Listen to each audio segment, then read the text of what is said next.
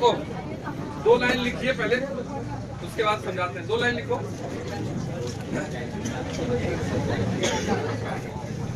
अब बात मत करो ना, आवाज नहीं आता। लिखो 2 line. Circle is locus of A point. Circle is locus of A point. Circle is locus of A point which moves in such a way that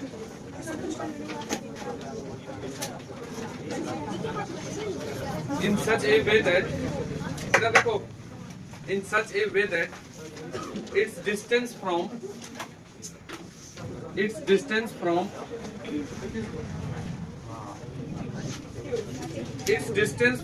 fixed point, its distance from a fixed point is always constant. Is always constant. देखो इधर देखो, थोड़ा देर देखो क्या लिखा हुआ है कि सर्कल ऐसे पॉइंट का लोकस है जो इस प्रकार से मूव कर रहा है। सर्कल लोकस क्या होता है? किसी मूविंग पॉइंट का पाथ, वो लोकस कहलाता है। तो लिखा हुआ है सर्कल किसका लोकस है? वो पॉइंट का लोकस है। और पॉइंट किस प्रकार से मूव कर रहा है कि उसका distance, it's distance from a fix point is always constant. जैसे उस खुट्टा को फिक्स पॉइंट मान लो, बताए भी थे एक बार, लोकस में ही ये बात बताए थे।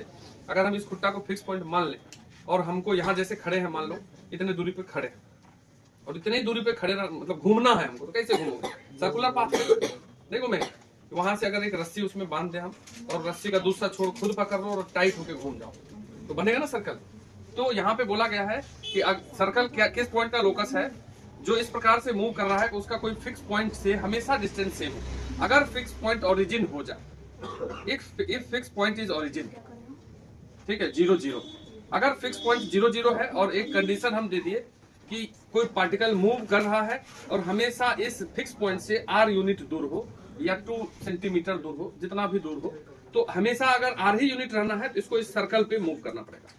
ये तो समझते इतना। तो इस पॉइंट का जो लोकस है, जो मूविंग है, जो इस पे घूम रहा है, वो सर्कल बनाता है, मतलब सर्कल पाथ बनेगा, सर्कुलर पाथ बनेगा। तो यदि तुम इस मूविंग पॉइंट को xy मान लो, लोकस में बताए थे मूविंग पॉइंट को क्या मान लेना, xy। तो इस मूविंग पॉइंट का यदि तुमको लोकस निकालना है तो जो कंडीशन है उसको मैथमेटिक्स में लिख दो। क्या बोल रहा है कि इस मूविंग पॉइंट का हमेशा इस फिक्स पॉइंट से डिस्टेंस कांस्टेंट होगा, मतलब r होगा या जो भी होगा। तो दूरी निकालो इस दोनों का। तो दूरी कैसे निकालोगे? x माइनस 0 का स्क्वायर प्लस y माइनस 0 का स्क्वायर अंडर रूट, यही ना दूरी हुआ, इक्वल टू क्या कर दोगे, r।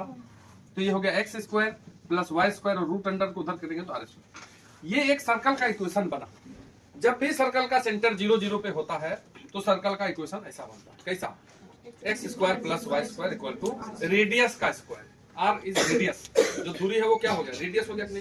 तो अगर फिक्स पॉइंट ओरिजिन है, दैट इज सेंटर, अगर इस प्रकार का कहीं इक्वेशन दिखेगा तो दिस इज, ये किसका इक्वेशन है, सर्कल का इक्वेशन है। इसका सेंटर कहाँ दिख रहा है, 0 0, समझे बात को। और रेडियस क्या दिख रहा है, जो r। अगर हम इस फिक्स पॉइंट को बदल दें, इफ फिक्स पॉइंट इज कुछ मान लो तुम alpha beta, if fix point is alpha beta, कोई पार्टिकल मूव कर रहा है और वो इस प्रकार से मूव कर रहा है कि इस अल्फा बीटा से हमेशा r यूनिट दूर हो, तो अल्फा बीटा मान लो इसको, फिक्स पॉइंट को। और पार्टिकल ये जो मूविंग है वो हमेशा इससे r यूनिट दूर पे मूव कर रहा है, तो फिर इसको हम xy मान लिए। अब डिस्टेंस को r के बराबर करना है, तो x माइनस अल्फा का square plus y minus beta का स्क्वायर इक्वल टू, मान लो यहाँ पे r, तो अंडर रूट हटाओगे तो क्या बन जाएगा, ये x माइनस अल्फा का स्क्वायर y माइनस बीटा का square equal to r square. ये भी सर्कल का ही इक्वेशन है, लेकिन इस सर्कल का सेंटर क्या है, अल्फा बीटा। तो देखो, जब एक टर्म का स्क्वायर हो x वाला का प्लस दूसरा y वाला का स्क्वायर हो और इक्वल टू कांस्टेंट का स्क्वायर हो, तो वो हमेशा सर्कल का इक्वेशन होता है। जैसे यहाँ भी एक स्क्वायर, जैसे x का स्क्वायर फिर y का स्क्वायर इक्वल टू कांस्टेंट का स्क्वायर, इसमें भी x वाला टर्म का स्क्वायर प्लस y वाला टर्म का square equal to r square. तो इसका जो सेंटर, हम या तो तुम सेंटर को कैसे निकालोगे, देखो जो इधर स्क्वायर है x वाला, अंदर वाला को देखो x माइनस अल्फा, इसको 0 करोगे तो x क्या आएगा। अगर इस x माइनस अल्फा को रफ में 0 करेंगे तो x क्या आएगा, तो ये जहां 0 होगा वो सेंटर का कोऑर्डिनेट होगा अल्फा। इसको 0 करोगे तो y क्या मिलेगा, तो अल्फा बीटा सेंटर हो गया। और रेडियस क्या होता है, जो RHS में r स्क्वायर है, तो जिस पे स्क्वायर है वो रेडियस कहलाता है। समझ गए बात। अगर मान लो ऐसा इक्वेशन सामने दे दे कोई, x प्लस 2 का स्क्वायर प्लस y माइनस 3 का स्क्वायर इक्वल टू 25, तो देख लिए square plus square equal to constant का स्क्वायर, ये सर्कल है। बस इसका सेंटर अगर तुमको देखना है तो सेंटर होगा ये, जहां 0 होगा तो -2 पे 0 होगा, और ये कहां 0 होगा, और रेडियस क्या हो जाएगा, ये 5 का स्क्वायर। तो ये centre radius form of circle है। आगे दूसरा फॉर्म बताएंगे। इस टाइप का इक्वेशन जो होता है जिसमें square plus square equal to constant का स्क्वायर हो, उसको बोलते हैं डायरेक्ट सेंटर रेडियस फॉर्म। इसको देख के कोई सेंटर रेडियस बता देगा, इसमें कैलकुलेट करना है क्या, इसको देखेंगे ऐसे बोलेंगे सेंटर -2 3 रेडियस 5। तो जब हम देख के सेंटर रेडियस बता दें तो उसको सेंटर रेडियस फॉर्म बोलते हैं, वो इस स्क्वायर फॉर्म में होता है। अगला फॉर्म बताते पहले इसको लिखिए। देखो यहाँ एक्स स्क्वायर है कि नहीं, यहाँ एक्स की जगह क्या लिख दिया, एक्स माइनस अल्फा, तो एक्स में अल्फा शिफ्ट कर जाएगा ग्राफ, वाई में वाई है यहाँ पे, वाई की जगह क्या लिख दिया, वाई में भी बीटा अप हो जाएगा।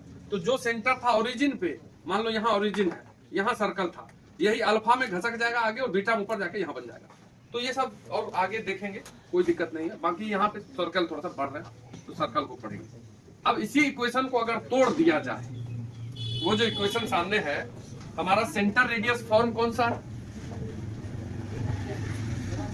ये हो गया centre radius form. Centre radius form x minus alpha का square plus y minus beta का स्क्वायर। ये इसको अगर तुम सॉल्व करके देखो आप, तो ये a माइनस बी का होल स्क्वायर करो, X square minus 2ab plus B square plus, फिर इसको भी ब्रेक करते हैं, Y square minus 2 beta Y plus beta square equal to R square. तो देखिए एक्स स्क्वायर थोड़ा सा जाते हैं, प्लस वाई स्क्वायर, फिर alpha X minus 2 alpha X, फिर ये -2 beta Y plus alpha square plus beta square, और इस आर स्क्वायर को इधर कर देंगे तो minus R square equal to 0। देखो देखो ये बन गया। देखिए ध्यान से देखो, ये कुछ उसी टाइप का इक्वेशन है, 2 डिग्री वाला जो इक्वेशन हम जाते जाते बताए। देखिए सर्कल के इक्वेशन में जनरली एक्स स्क्वायर का टर्म होता है, अगर हम इसी को ब्रेक कर दिए तब एक्स स्क्वायर वाई स्क्वायर, फिर एक्स वाला टर्म, फिर वाई वाला टर्म, और फिर कांस्टेंट वाला टर्म। दिख रहा है तुमको सामने। तो हमारा जो 2 डिग्री का जनरल इक्वेशन था, समझ रहे, जनरल इक्वेशन ऑफ 2 डिग्री जो था, जो तुम्हारे कॉपी में लिखा हुआ है general equation of second degree. Second degree का जनरल इक्वेशन हम बताए थे स्ट्रेट लाइन कब देता है, ABC plus 2FGH minus AF square minus BG square minus, एकदम इक्वेशन ऑफ सेकेंड डिग्री ये होता है AX square plus BY square. देख लो कॉपी में जो लोग लिखे हो, 2HXY plus 2GX 2FY plus C equal.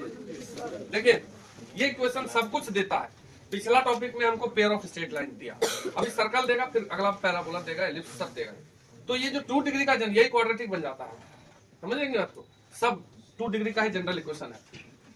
तो अगर इस 2 डिग्री के जनरल इक्वेशन को सर्कल बनना है, इधर देखिए ध्यान से, सर्कल का ऐसा इक्वेशन आना चाहिए। अगर कभी तुमको इस टाइप का इक्वेशन आए, या तो ऐसा आ जाए स्क्वायर वाला फॉर्म में, ये डायरेक्ट हुआ सेंटर रेडियस फॉर्म, इसी को ब्रेक किया तो ये हुआ कि नहीं, जिसमें क्या क्या लिखा है, देखो एक्स स्क्वायर है वाई स्क्वायर है, मतलब ये दोनों रहना चाहिए, फिर एक्स वाला टर्म है ये रहना चाहिए, फिर वाई वाला टर्म है, और फिर ये तीनों मिला के कांस्टेंट, मतलब ये नहीं होना चाहिए, दिस शुड बी 0। अगर इस इक्वेशन को सर्कल बनना है, इसको 0 होना पड़ेगा, इसको मतलब एच वाला टर्म नहीं रहना चाहिए, तभी सर्कल देगा। कोई हमसे पूछेगा कि 2 डिग्री का जनरल इक्वेशन सर्कल कब देगा, तो पहला condition H should be 0, X Y का टर्म नहीं होना चाहिए, समझ रहे। तो 2 general equation of second degree, ये वाला equation represent circle if and only if, ठीक है। क्या हो गया, ये कब सर्कल रिप्रेजेंट करता है, जब क्या हो, बोलो H 0 हो। H 0 तो मतलब ये पूरा 0 हो जाएगा कि नहीं हो जाएगा। और साथ साथ हो गया, देखो, और साथ साथ जब तुम इसको इस इक्वेशन को देखोगे तो एक्स स्क्वायर में जो कोफिशिएंट है वही वाई स्क्वायर में होना चाहिए। कभी भी अगर सर्कल के इक्वेशन को ब्रेक करोगे तो इसमें भी, इधर देखो ना, छूट जाएगा तुम्हारा, हो गया। इसमें एक्स स्क्वायर, इसको ब्रेक करेंगे तो क्या होगा, एक्स स्क्वायर, इसको ब्रेक करेंगे तो वाई स्क्वायर। तो देखो यहाँ एक्स स्क्वायर और वाई स्क्वायर है कि नहीं है। तो जब भी सर्कल का इक्वेशन हो तो coefficient of x square should be equal to coefficient of Y square. जैसे यहाँ पे अगर ऐसा इक्वेशन आ जाए ये, तो ये सर्कल नहीं देगा, कभी भी नहीं देगा। एक्स स्क्वायर और वाई स्क्वायर का कोफिशिएंट क्या होना चाहिए, सेम होना चाहिए। तो ये ए और बी सेम होना चाहिए। तो ये जो 2 डिग्री का जनरल इक्वेशन है, ये सर्कल कब देता है, जब H 0 और दूसरा कंडीशन क्या है, A बराबर B, coefficient of x square और coefficient of Y square. Generally calculation के लिए आगे हम इस कोफिशिएंट को 1 लेते हैं, पहले इतना लिखो। देखो थोड़ा सा इस बेसिक को समझ लो। Generally we take a is equal to b is equal to 1 for any calculation. अभी बता रहे हैं किसी भी कैलकुलेशन को करने के लिए हम a और b को 1 लेके कैलकुलेट करते हैं। जैसे फॉर एग्जांपल यदि इस प्रकार का इक्वेशन है, इधर देखिए 2x square plus 2y square plus 4x plus 8y plus 6 equal to 0। क्या ये सर्कल का इक्वेशन है? क्वेश्चन आ रहा है तो बोलेंगे हाँ, क्योंकि x स्क्वायर है, y स्क्वायर है, x है, y है और कांस्टेंट, यही सर्कल होता है। लेकिन x और y का कोफिशिएंट भी सेम है तो कोई दिक्कत नहीं। अगर अलग अलग होता तो सर्कल नहीं बनेगा, तब दूसरा कर्व बन जाएगा। लेकिन अगर कोई पूछे इसमें सेंटर बताओ, रेडियस बताओ, उसके लिए हम क्या करते हैं, इस 2 को 1 बना देते हैं। अब इसे लिखते तो 1 बना नहीं सकते, तो दोनों में जब 2 ही है तो 2 कॉमन हो सकता है। पहले 2 कॉमन कर लिया। फॉर एनी कैलकुलेशन, आगे का कोई भी कैलकुलेशन करने के लिए अगर कोई ये सर्कल का इक्वेशन देके बोले फल्ला निकालो चिल्ला निकालो, पहले 2 कॉमन करेंगे तो बचेगा x square plus y square plus यहाँ से भी 2 निकलेगा 2x। नहीं निकलना होता, अगर यहाँ 3x होता तो 3/2 हो जाएगा। फिर 8y है तो 4y प्लस 3 इक्वल टू 0। अब ये 2 नीचे 0 में चला जाएगा तो क्या बच जाएगा, x square y square plus 2x plus 4y plus 3 equal to 0। अब हम इसका सेंटर रेडियस जो पूछेगा इसका निकालेंगे, इसका नहीं निकालते। समझ रहे बात? किसी भी कैलकुलेशन को करने से पहले हम ये चेक करेंगे कि एक्स स्क्वायर और वाई स्क्वायर का कोफिशिएंट सेम है कि नहीं। अगर 1 है तो वही निकालना चालू कर देंगे। अगर ये 2 है या कुछ और होता, सेम होता, तो कॉमन करके हटाएंगे, देन इसके बाद क्वेश्चन चालू करेंगे। बात समझ रहे? तो ये भी ऐसे ही हूबहू लिख लीजिए। कैसे निकालेंगे वो भी बता रहे हैं। तो जो जनरल इक्वेशन ऑफ सर्कल हम लेंगे ना, वो इसी फॉर्म में होता है। देखो सर्कल का जनरल इक्वेशन में एक्स स्क्वायर रहता है, वाई स्क्वायर रहता है, एक्स वाई और कांस्टेंट, और कुछ नहीं। 5 चीज है, ठीक है। 5 चीज है सर्कल के जनरल इक्वेशन में, जिसमें ये दोनों का तो रहना अनिवार्य है। ये सब में से कोई उड़ भी जाएगा तो कोई बात नहीं है। समझ रहे की बात? एक्स स्क्वायर और वाई स्क्वायर में से कुछ उड़ जाए तो गड़बड़ हो जाएगा। तो हम यहाँ इसी के नीचे एक लाइन लिख देते हैं, hence general equation of circle is, क्या बोलिए, hence general equation of circle is X square plus Y square. Circle के जनरल इक्वेशन में एक्स स्क्वायर वाई स्क्वायर और एक्स वाला टर्म को लिखते हैं 2gx 2fy plus c equal to 0। ये हुआ equation of circle in general form. Equation of circle in general form. 2 form of circle हम अभी तक देखे। पहला क्या देखे, सेंटर रेडियस फॉर्म, जिसमें स्क्वायर वाला था, उस प्रकार से सामने रहेगा तुमको या इस प्रकार से लिखा रहेगा। बस यही दोनों है सर्कल का फॉर्म। इसको बोलते हैं general form of circle, X square plus Y square plus 2gx plus 2fy plus c equal to 0। और वो जो x माइनस अल्फा का स्क्वायर बीटा का स्क्वायर था वो सेंटर रेडियस। इसको जैसे जैसे लिखा है लिख लो। नहीं लिखे क्या? लगेगा कि चीज लिख रहे हैं। पहले हम ax square plus by square plus 2hxy वाला बताए, फिर उसमें h हटाए, नहीं फिर a और b को 1 किए, तब बना जनरल इक्वेशन ऑफ सर्कल। घर जाके एक बार पढ़ोगे तभी ना अच्छा से पता चलेगा। देखो अब इस फॉर्म में यदि सेंटर, इस फॉर्म में यदि सर्कल लिखा रहे तो उसका सेंटर रेडियस क्या बोलेंगे। जैसे अगर इस फॉर्म में था x माइनस अल्फा का स्क्वायर y माइनस बीटा का स्क्वायर इक्वल टू अल्फा, इसका सेंटर क्या बोलोगे, अल्फा बीटा। रेडियस क्या बोलेंगे, r। डायरेक्ट है कि नहीं? लेकिन यदि ये लिखा हुआ है तो इसका क्या बोलेंगे, इसको भी देख लेते हैं। तो लिखो सेंटर एंड रेडियस ऑफ, कोई बात नहीं बगल वाला लिखो, लिखना तो कोई बात नहीं। Centre and radius of circle X square plus Y square plus 2gx plus 2fy plus c equal to 0। देखिए क्या लिखा हो, centre and radius of circle. इस फॉर्म में यदि लिखा है तो उसका सेंटर रेडियस डायरेक्ट क्या बोलना है। तो देखो अगर इस फॉर्म में है इक्वेशन तो इसको उसी फॉर्म में बनाएंगे। होल स्क्वायर वाला टर्म बनाना है। इधर देखो x वाला को एक साथ लिख लो, एक्स स्क्वायर प्लस 2gx, फिर y वाले को एक साथ और कांस्टेंट अलग, ये 3 टर्म। अब इसको होल स्क्वायर में यदि बदलना है, अरे थोड़ा सा रुको ना, इसको होल स्क्वायर बदलना है तो एक्स स्क्वायर हो गया, अब ये हो गया 2 इंटू जी इंटू एक्स, तो ये हो गया A square plus 2ab, 2ab। B का स्क्वायर अपने मन से दे देते हैं, जी स्क्वायर, कोई दिक्कत, बाद में बैलेंस करेंगे ये तीनों एक साथ। फिर यहाँ वाई स्क्वायर 2fy है तो f का स्क्वायर लगा देते हैं, नहीं, और ये प्लस सी है यहाँ पे, तो जो जी स्क्वायर और एफ स्क्वायर ऐड किए उसी को क्या कर देंगे माइनस, कोई दिक्कत।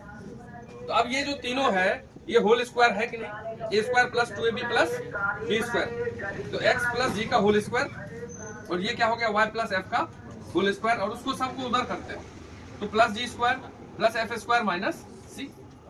तो देखिए उसी इक्वेशन को हम होल स्क्वायर वाले फॉर्म में जब बदल दिए इसी दिए हुए इक्वेशन को, तो ऐसा आया, और जब होल स्क्वायर वाला टर्म आ गया इसका मतलब सेंटर रेडियस डायरेक्ट है। इसमें सेंटर क्या दिख रहा है तुमको, इसको जीरो करो तो एक्स क्या आएगा माइनस जी आएगा ना, जैसे x माइनस अल्फा रहता था, इसको जीरो करते थे तो x बराबर अल्फा, इसको जीरो करोगे तो x माइनस जी, और इसको जीरो करोगे तो y क्या है। तो सेंटर ऑफ दिस सर्कल, ये इस प्रकार का अगर इक्वेशन है तो इसका सेंटर क्या होता है माइनस जी माइनस डायरेक्ट, और रेडियस क्या होता है, तो जो RHS में है वो किसका स्क्वायर है, अगर ये लिखा हुआ है G square plus F square minus C, इस पे अंडर रूट लगा दिया, अंडर रूट लगा के स्क्वायर करेंगे तो अंडर रूट हट जाएगा कि नहीं हट जाएगा। जैसे अगर RHS में 9 है तो उसका रेडियस होता है 3, 25 था तो उसका रेडियस होता था 5, तो ये है तो इसका रूट हो गया रेडियस। तो अगर कोई इक्वेशन है इस प्रकार से देखो सामने, अगर ऐसा इक्वेशन है X square plus Y square plus 2x plus 4y plus 1 equal to 0, ठीक, कोई बोले सेंटर बताओ फट से, तो तुम पहले इसका जी निकाल लो, तो x का कोफिशिएंट क्या है बोलो 2, तो x का कोफिशिएंट जनरल इक्वेशन में 2g होता, तो 2g की जगह क्या दिया हुआ है, तो 2 और 2 कट के g क्या आ गया 1। इस प्रकार से f वाला देखो y का कोफिशिएंट क्या है 4, तो y का कोफिशिएंट क्या होता है 2f, उसको 2f से कंपेयर कर देंगे, यहाँ से 2 और 4 कट के f क्या निकल जाएगा, तो g आगे g और f सामने है, उसके बाद c की जगह क्या लिखा हुआ है यहाँ पे देखो 1। तो जब भी इस प्रकार से सेंटर सर्कल दिया हो तो पहले हम g कैलकुलेट करके देख लेंगे, f और c रख लेंगे। अब सेंटर क्या होता है माइनस जी माइनस एफ, तो g जो 1 है उसमें माइनस लगा दीजिए, f जो 2 है उसमें, ये हो गया सेंटर, इसका निकल गया सेंटर। अब रेडियस क्या निकलेगा, रेडियस का फॉर्मूला निकाल दिया उधर, तो क्या G square plus F square minus C. अब जी स्क्वायर मतलब बताओ 1 का स्क्वायर, एफ स्क्वायर मतलब 2 का स्क्वायर, सी की जगह 1, तो देखो 1 और 1 कट गया, 2 का स्क्वायर 4 का रूट क्या निकल गया। तो हमारा ये फॉर्मूला से सेंटर रेडियस कैलकुलेशन होगा तब जब सर्कल इस फॉर्म में दिया रहेगा तब। बात समझ गए तो लिख लीजिए।